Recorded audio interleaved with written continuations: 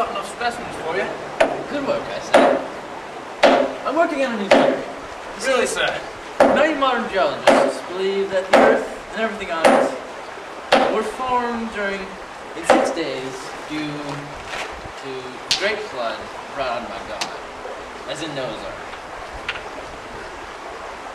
Oh, catastrophism? What's of it?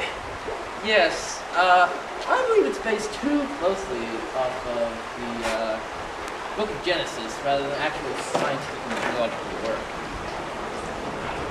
How can you say something so blasphemous? Well, you see, the theory assumes that such drastic geological events happened, but are no longer happening. This makes no sense, as these geological events are happening to this day. Why can we not assume that things have always been changing at the rate they are today? Intriguing. I'm still working on the details.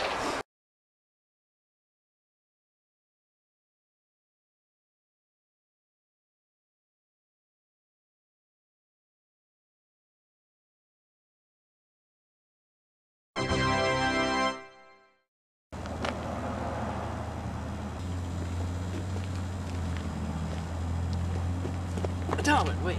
Oh, take this with you on your voyage. What the deuce is it? It's my first principles of geology. It details my new theory of uniformitarianism. I believe it to be pretty useful in your voyages, geological work, etc. How do you suppose? Well, my theory says that all geological events have been happening slowly and uniformly throughout history, rather than sudden drastic events such as in the Book of Genesis. Well, I'll look into it. I really must be going. Oh, very good. Have a good one, sir. Yes.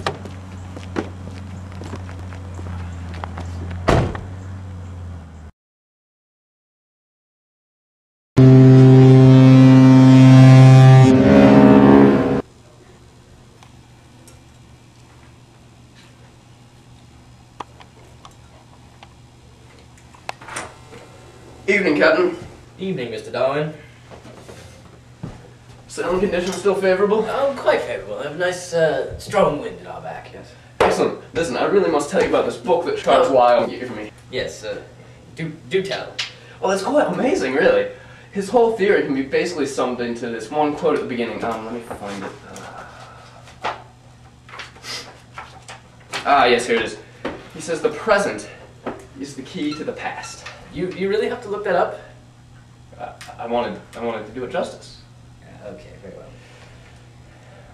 I must express I'm not fully understanding this quotation. Well, you see, the widely accepted theory of catastrophism assumes that the processes that made the world the way it is today were set in motion by God or some godly force and are no longer in process. Yes, I do have a cursory understanding of this point. Of course. Now, we obviously cannot see into the past, so we cannot understand these processes. However, uniformitarianism assumes that the processes that were shaping the world today have been in motion since the beginning and haven't changed since. If we assume this, then we can observe the processes that are happening now and extrapolate them into the past. Okay. I just can't make sense of these fossils. I'm sure I wouldn't be of much help. Wait! I quoted Lyell last night on that ship. If only I could remember the quote. I feel it would help. Fetch me Lyell's book. It's the past is the key to the present? The present is the key to the past. The present is the key to the past. Is it really that hard to remember? That's it! Under the theory of catastrophism, none of these actually make sense. But, if you follow Lyell's theory of uniformitarianism, it makes perfect sense.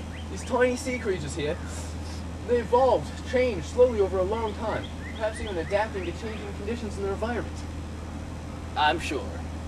My dear Lyell, you'll never believe how much you've helped me. Really? How? Well, you see, I was looking at these fossils on a cliff, and they were all stacked up, but they changed minutely as they moved upward, and I couldn't understand it until I thought of your theory of uniformitarianism. According to your theory, these fossils could have started out as quite simple organisms, perhaps only with one cell, and then slowly and uniformly, they mutated, eventually becoming trilobites, etc. Well, that completely falsifies the Book of Genesis. Bollocks to the Book of Genesis! This is science! What? How dare you question my religion? I guess you're just what